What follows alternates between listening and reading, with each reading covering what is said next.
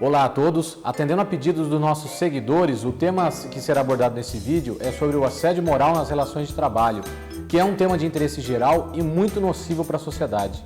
Ainda não temos no ordenamento jurídico brasileiro uma legislação específica sobre o assédio moral ou sexual, mas é fato que essa situação lamentável existe e precisa ser combatida.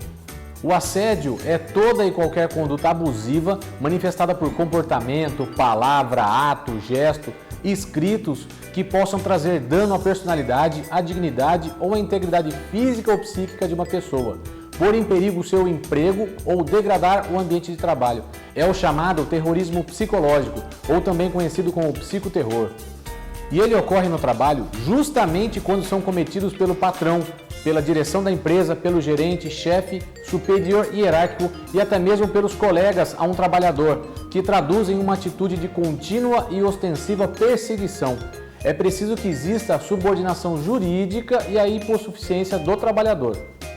A expressão assédio deriva de assediar, que significa importunar, molestar com perguntas ou pretensões insistentes.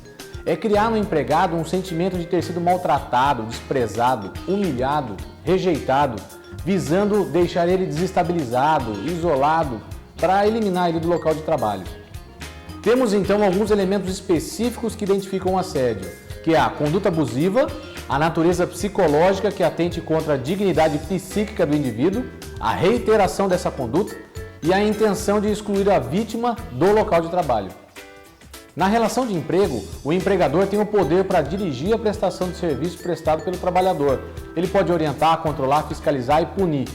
Mas esse poder não é ilimitado. Assim como os demais poderes ou direitos de um Estado democrático de direito, o patrão ele deve sempre fiel observância aos parâmetros fixados pelo ordenamento jurídico, que é o respeito à dignidade da pessoa humana.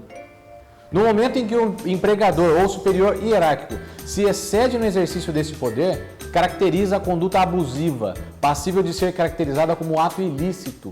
Temos muitas situações em que há excesso no poder diretivo para caracterizar o assédio moral, como no caso do empregador que sobrecarrega o empregado com metas impossíveis de ser atingida ou que submete a treinamentos degradantes. Nesses casos, o exercício de um direito, a princípio regular, conferido ao patrão, torna-se ilícito, justamente quando se verifica o excesso, o abuso, ultrapassando os limites. Outro elemento que caracteriza o assédio moral é a natureza psicológica da agressão, que atente contra a dignidade psíquica do indivíduo. Assim, nas situações em que a violência ultrapasse o campo da ofensa psíquica, atingindo diretamente o corpo ou o patrimônio da vítima, o ilícito se revestirá de outra natureza, que é a lesão corporal. No assédio, é justamente a natureza psicológica, atentatória à dignidade psíquica do indivíduo, que faz uma dessas características mais perversas, uma vez que é atingida é a alma do empregado, afetando seu equilíbrio emocional, a personalidade, o modo como está inserido na sociedade. Não raro, a vítima se transforma em uma pessoa insegura, dependente e sem perspectivas. Não se pode deixar de pontuar que as vítimas possuem capacidades diferentes para resistir ao assédio moral e também reagem de uma maneira diversa ao fenômeno. Por isso, nem sempre é possível aferir facilmente a relação de causalidade dos transtornos causados para essa pessoa. Nessa ordem de ideias, não se deve exigir a ocorrência de dano efetivo psíquico. Este deve ser presumido pela violação de direitos da personalidade do trabalhador, partindo da premissa que não há como medir o trauma ou o grau de sofrimento da vítima. Para caracterizar o assédio moral, necessário ainda que as condutas ofensivas ou humilhantes sejam, de regra, repetitivas e prolongadas. Assim, um ato isolado de humilhação ou constrangimento pode dar ensejo a uma reparação do dano moral imposto à vítima, mas não caracteriza, em regra geral, o que se define como assédio moral. Do mesmo modo, discussões eventuais ou desentendimentos pelo debate de ideias divergentes não representam casos de assédio moral. O último elemento necessário à caracterização do assédio é aquele representado pelo ânimo do agressor, ou seja, a finalidade expressa ou velada de excluir a vítima do ambiente de trabalho.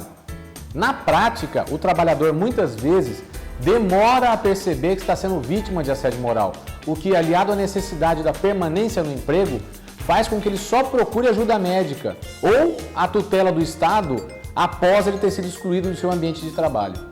Por isso, é de sobremodo importante que os trabalhadores saibam identificar as situações que podem caracterizar o assédio moral.